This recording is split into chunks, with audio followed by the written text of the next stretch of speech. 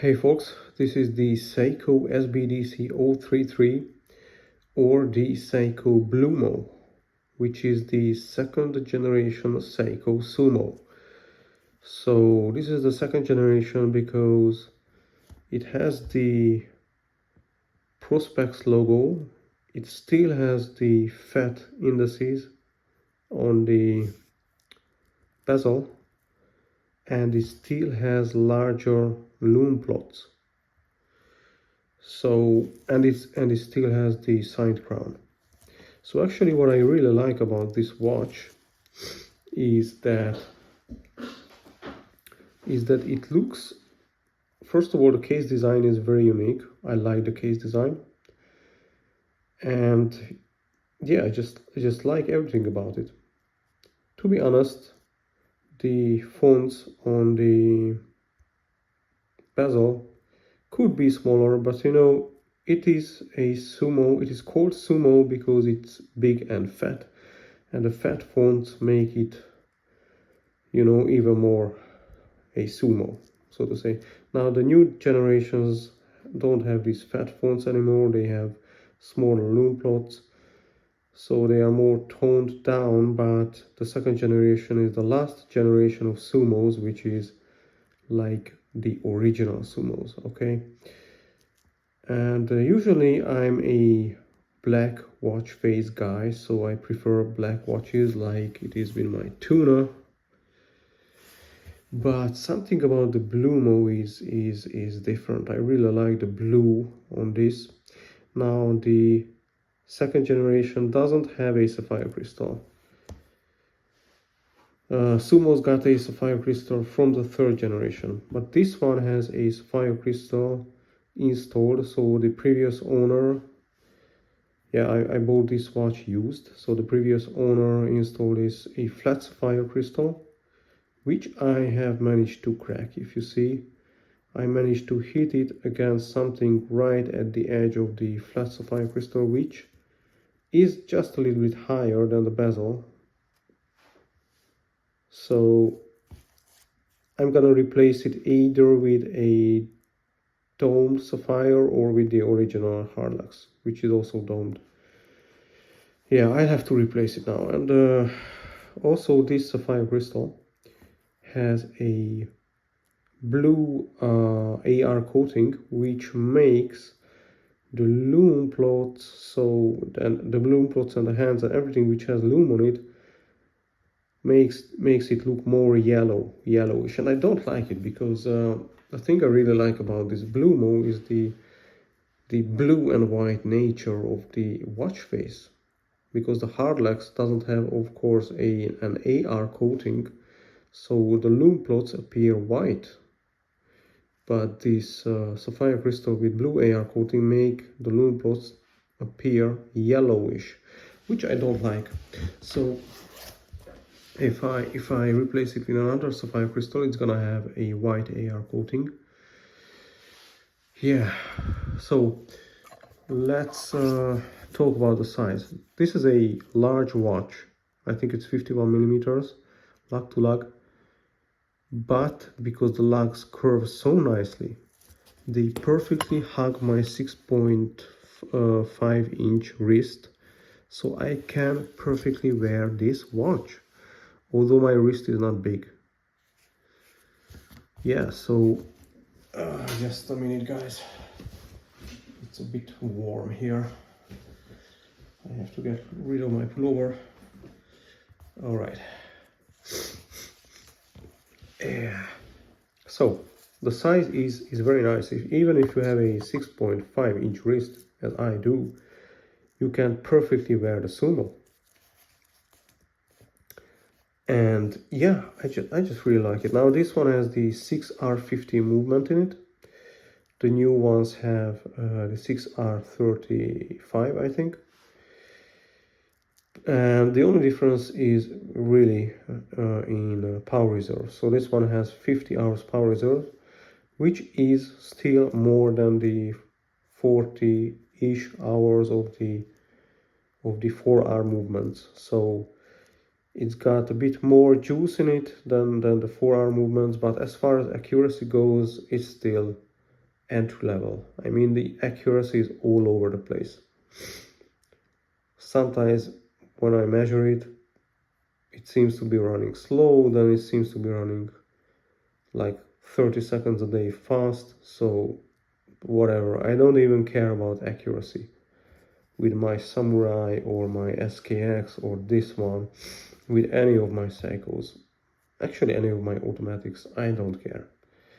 I had to regulate my SKX, I had to regulate my Samurai. I'm not gonna regulate this, I don't care. You know, as long as it's not ridiculously off, I don't care. Although plus 30 seconds a day is already ridiculous. Yeah, especially given that it's not Seiko's entry-level watch. So, okay, you know, whatever, it is what it is.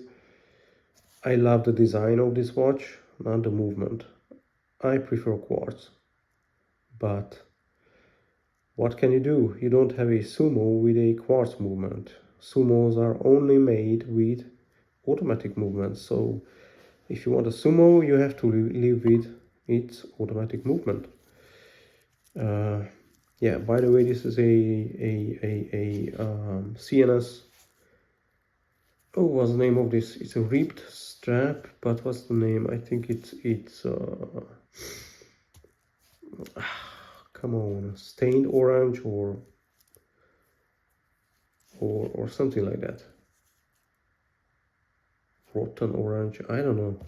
What's the name of this strap? Of this color? Whatever. I don't know. So it's still got the tsunami wave, of course, which I really like about Seiko, sorry. And it's got 20 millimeters lug width.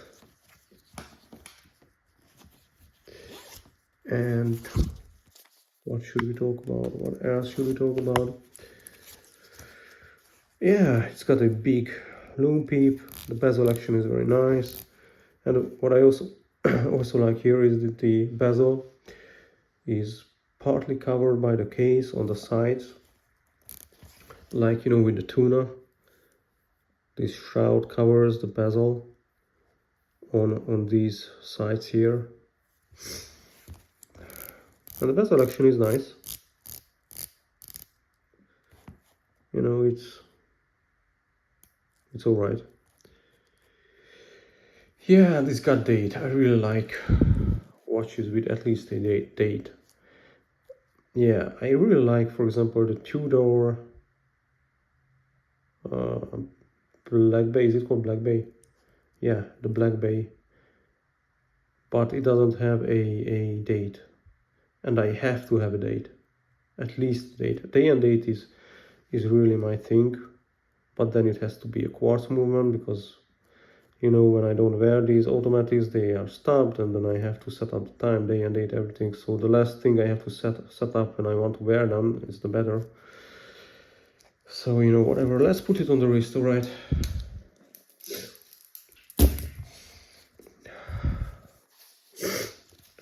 Sorry for these weird noises. I've just had a nose surgery, and my nose is making weird noises. Disgusting noises. Yeah. So that's how it looks. Sumo is big, but it wears absolutely fine. It wears wonderful on my 6.5 inch wrist. You see how the case so nicely hugs my wrist. Seiko is so good with this. I wish they were also better with their movements, with the accuracy. Yeah, that was actually, as far as misalignments go, I don't see any misalignments here on this particular Sumo. Yeah, but you know, yeah. So why are the new Sumos better, especially the King Sumos? You know, I don't know. They look pretty, but I really like that this sumo is different. I mean, this sumo is more original because, you know, what is a sumo? Sumo guy is big and fat and strong and powerful, and this watch is big, fat and strong and powerful. Very inaccurate, but strong, big, fat and powerful. So yeah, it's got the big fonts, big lume plots, signed crown, and I think this is what it makes the first and the second generation better than the new generations. Although they have a upgraded movement, they have sapphire crystal, they have the King Sumos, they have maybe ceramic bezel inserts, I'm not sure. But you know, the new Sumos have better specs, but are they better? Is the design better? No, I don't think so. I like the design of the first and second generation Sumos better. I think this is what a real original Sumo is. Of course, Seiko defines what is a real Sumo, because they are the makers, the inventors, the fathers of the Sumo watch, you know. But to me, this is the real Sumo.